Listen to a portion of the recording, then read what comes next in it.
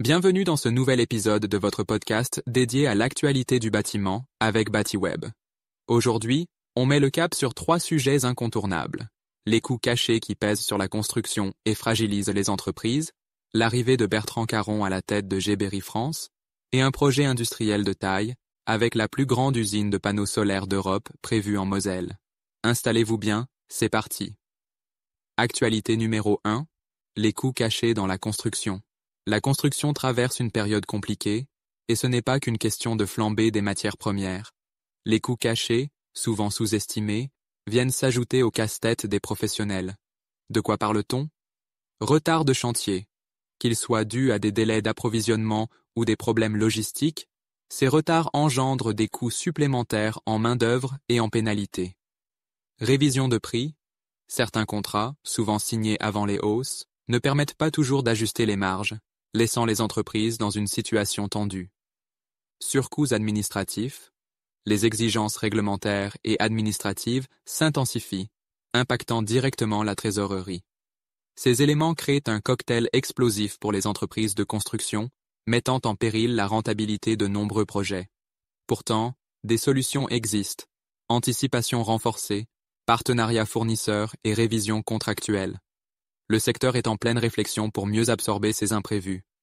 Deuxième actualité du jour, Bertrand Caron, nouveau directeur général de Géberit France. Changement de cap chez Géberit France.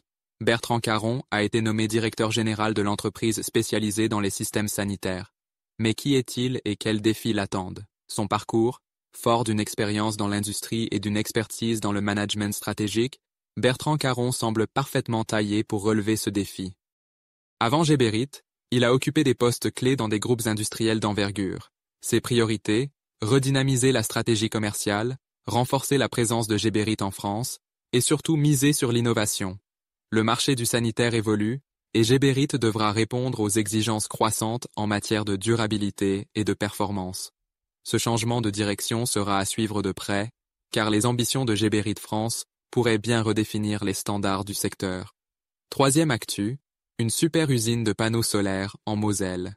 Et si l'Europe devenait leader de l'industrie solaire?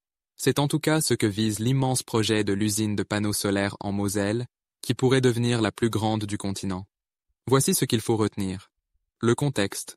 Face à une dépendance marquée aux importations asiatiques, l'Europe veut relocaliser sa production d'énergie renouvelable. Ce projet en Moselle s'inscrit dans cette dynamique. Les chiffres, la future usine vise une capacité de production de 5 gigawatts par an, soit l'équivalent de 9 millions de panneaux solaires par an. Un projet colossal pour répondre à la demande croissante d'énergie verte. Les retombées locales, en plus de renforcer l'indépendance énergétique, ce site pourrait créer des milliers d'emplois dans la région Grand Est.